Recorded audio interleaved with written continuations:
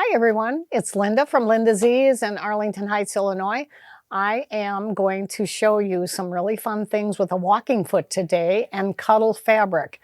I thought since we're getting into kind of wintry things, I've got my little fun little winter bird on here, and I did a really fun little, the sweater I bought. I didn't make that, but I did make the little design on here because it kind of reminded me of winter and all of the things with the birds kind of tucking themselves into these little branches. And I thought, well, since this is where we're going, we're kind of hunkering down and getting into the sewing area right now. I know many of you that are out usually gardening are probably back in the home in your studios and having a fun winter, kind of learning some new things.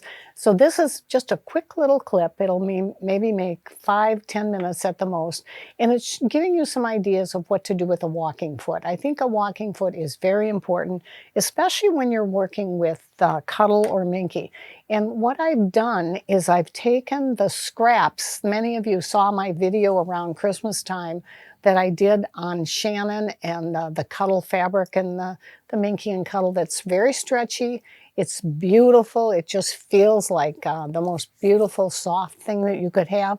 And this was one that I'm doing right now. And what I did with this is I took the scraps that were alongside and I put the right sides together, the wrong side is out, and all I did is sew a straight stitch down the edge of the leftover fabric.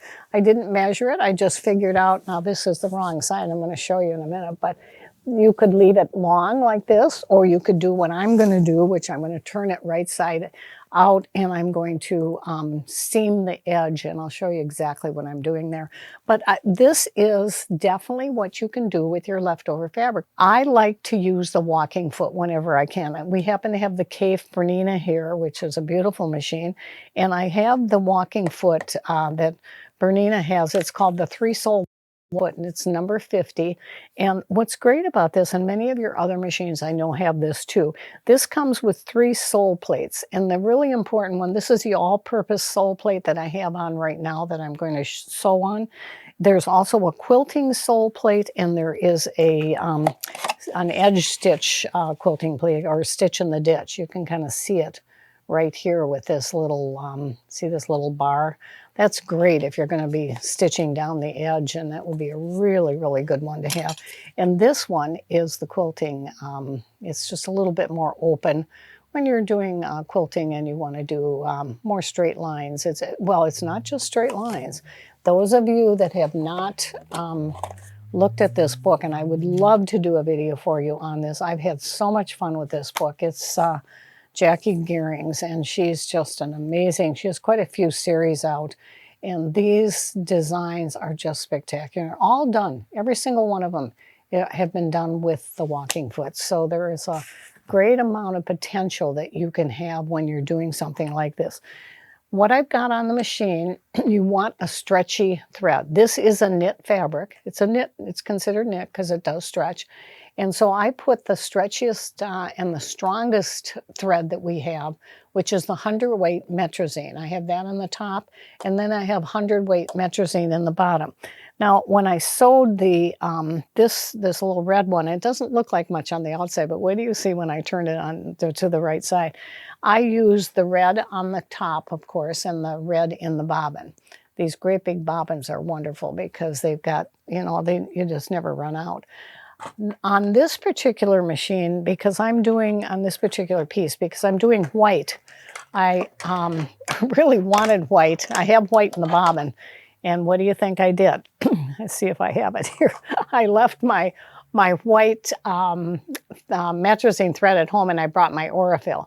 Well, Aurifil is wonderful thread for regular sewing, but not for this. So I am going to use the red. It'll probably be good for you anyway because you'll see it and you'll be able to see exactly what I've done. The other thing that I like is a clip. I know that, you know, we've had the Shannon people here. We had the Van and the Tuesdays. I mean, it was just wonderful, and I'm sure we'll have her again. But what we also, she recommends is the flat head pins. I know that Kaffe Fassett, I don't know where mine are either, but this is another piece that I love. I can pick it up if I if I've dropped a clip or anything that's got metal on it. I can just pick it up and I don't have to worry about reaching over. I know that sounds really lazy, but I think in the new year sometimes we need somebody to some little help. And I found that the flathead pins or the clips work really, really well. I like to hold it at the end here because it's at the beginning where you're going to have a little bit of a gap if you don't have it held real closely. And that's why they always tell you very carefully to backstitch when you're stitching on this.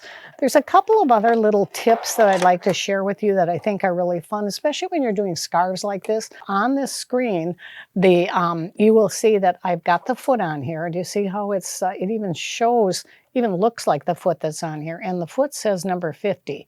If I didn't have the right foot, I could press this screen and scroll over to where the foot is. You see it's right here, it's marked, and just touch it. I know it is the right one, and then get out of there. And I'm going to go back. The other thing that I've done that you may notice is that I've changed the stitch length. Do you see how it's in yellow? And when it goes to, I could go all the way up to 4, I don't want to go much past 410, but I'm going to try this about 475. I think that'll work pretty good on this. And another setting that I really like to do when I'm doing anything like this, I do it for my quilting too. I think it's a really good setting, and many times their machines will have a place for you to change your pressure. And on this one in particular, I don't want a lot of pressure because it's a knit and I want it to go through very evenly. So I brought this down to 40. You can see if I go back up here, I'm going to go back up there. There's the default. And do you know why do you know how I can tell it's the default? Some of you know. Come on, tell me. The reason that you can tell, it went to white. But you see when I go back to and I'm changing the setting, it will definitely go to yellow. So I know that I have, you know, changed the default. Let me hold this. I'm going to get started. If you don't know how to put your foot on, there's a little screwdriver. I probably should show you that. I think that would be very helpful. I'll bring it over here so you can see it here. You see this little screwdriver that comes with it? There is a little place right here, a little screw on the side that you can loosen 5 times and this foot will come off. And then when you put the new foot on, I want to keep this one on because I like this all-purpose sewing for this. But when you put the new one on, then you just put them back in the same little holes. There's 2 little hatchets or little openings here for the foot. And you just twist it again 5 times. And it's all right on the, it's real easy to put these on. You also have a seam guide, which is wonderful if you're going to be doing quite a bit of quilting in that book that we talked about. We're not going to be doing that. We're just going to be doing, I'm going to do about a 1/2 inch seam. I think that's the easiest for you to be able to see it. The knee lift is on here. I do like to use a knee lift lever, but I'm going to really have to hold this in order to get this started right, because this fabric will stretch. Now I'm standing. Let's see if I can raise my lever. Glad you can't see back here. It's really, it's not the way I would normally sew, like I said.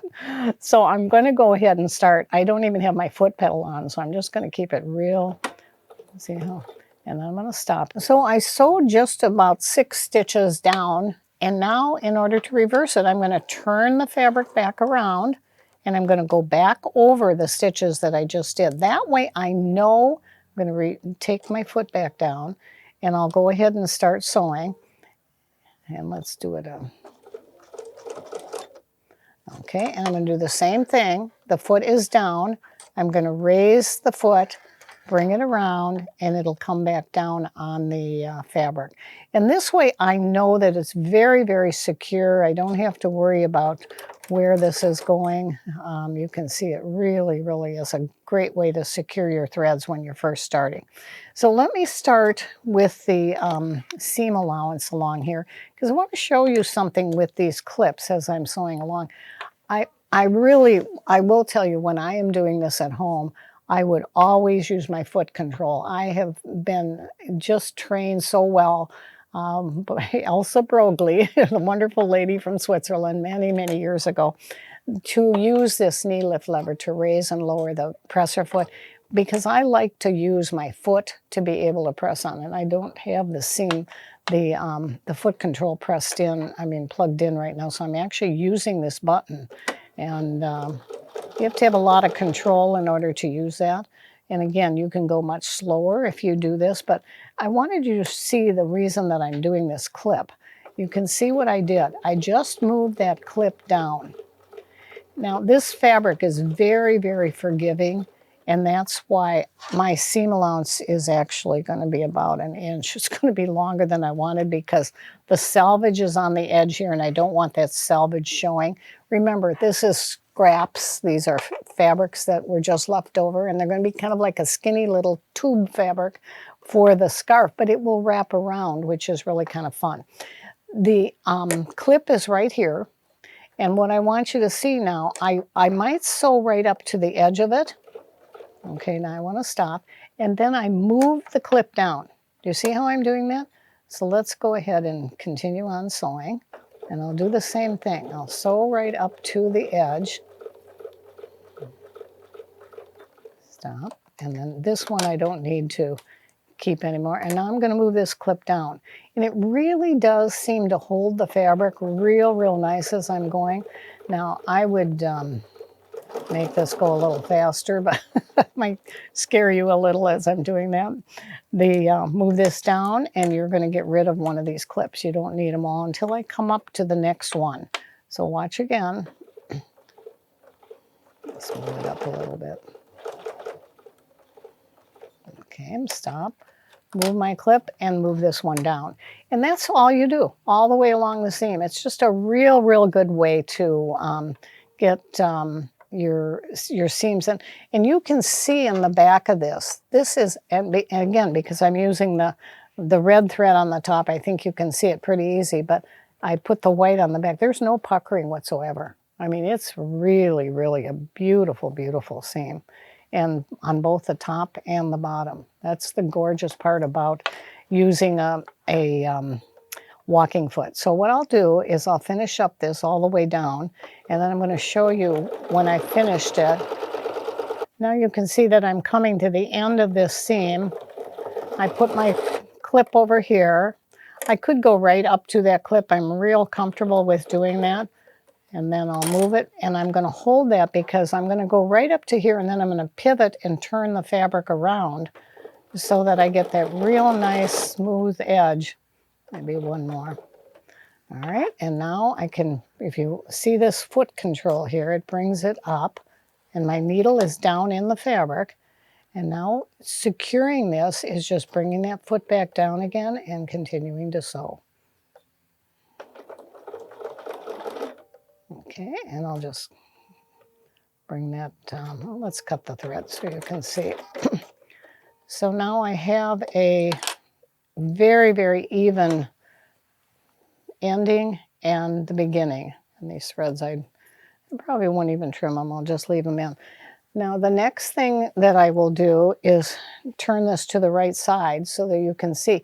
Again, this is going to be the I could have done a much smaller seam allowance, but I wanted you to be really able to see what I'm doing here. And sometimes these little wrap scarves are really nice when you don't need a real heavy one. You just want a little bit of warmth. And this is where you can use all the scraps that you had for a long time. I do have a tube turner that works very well too. This isn't very long, so it's easy just to pull it out with your hands. But if you're doing a real long one like the one behind me that I was working with, a tube turner really does work nice, although this was a wider scarf, and it's easy to get in there again with your hands. So you can see, I'm going to pull this all the way through, and I want you to see the cute little gnome that is on the front of this. I just think he's really darling. Those of you that want to see it up real close, go back to that video around the holidays that shows the blankets. We did, it was really kind of a fun video because it's so fast. You can make these things very, very quickly. And people that don't sew, those are who you want to give these to, because they think that you spent hours and hours and hours on them, and they really do know the quality that you put into it. So it's kind of fun to see that. All right, so we've got it all flipped through, and you can see I would take this now to the Laura Star and I would steam this. And I've talked to you before about when you're doing Cuddle or Minky or anything on that order, you just want to steam it. You don't want to press down on it, because if you're pressing down on it, it could really become a real big issue. And again, this could be just one that you wrap around your neck and tuck into a sweater or whatever. You could finish off each end if you wanted to do that way, but I'm going to do, I think I just destroyed my microphone here.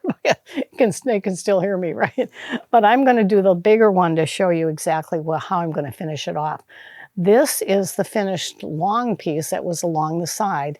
And now what I'm going to do, I'm turning this to the right side, and you can see what is so fun about this is that, well, wait a minute, before, let me get it to the right side so you can see it first. And see how easy it is to get my hand in here and just pull it right to this. Boom. And then you've got a wonderful, soft, luxurious looking scarf. What they suggest doing is taking this, laying it out on a nice table, and then twist it. So you can do 1 or 2 twists, whichever you prefer. And then you're going to take and go back over. Just don't destroy the twist. You want to keep that twist in there. And you're going to go back up to the end of the scarf. Let me move this out of here so you can see what I'm doing here. And that's all there is to this. I'm going to take these clips. Now see, I have the 2 edges that are together. I'm not going to sew this on that because I've got the red thread and the white thread on there, and I don't think that it won't show, I don't think, but I still don't want to have it looking too bad. And I'm going to take these clips, and I'm going to clip those 2 seams together. You can see, you can open up the one seam because it's big enough that, yeah, if it isn't, you can just hold it. This fabric is so forgiving. And then the thing that you're going to do here is you're not going to sew it all the way around. You're going to leave a little tiny opening, about 2 inches, and about, well, maybe 3 inches. And then you're going to sew around the edge, leave that opening, and then you're going to turn it back to the right side. And then that is, it's all finished. You just have to hand whip these 2 little edges together. So you can see how simple this is. You're going to take this now. This is when I take my table off and use my open arm because it's real easy to get in there. And use your walking foot again. I hope these little tips are helping you and giving you some inspiration. Go back and look at your scraps from some of your Cuddle, or many of you maybe have thrown it away because it was kind of ravelly and you have a lot of dust from it. But the great thing about Cuddle and Minky is that once you've cut it, and that's why I'm using straight stitches rather than doing a serger where I cut it off again, because once you've cut it, there's no more mess. It's very, very, very easy to work with once you have a walking foot and a good machine. So I hope you will try it. I'd love to see some pictures. You're more than welcome. You know my email, Linda@LindaZS. I would more than love to share some of those pictures with some of our people out there. So have a great week. Stay warm. Get yourself a nice little scarf, and we'll see you next week. Thanks, everyone.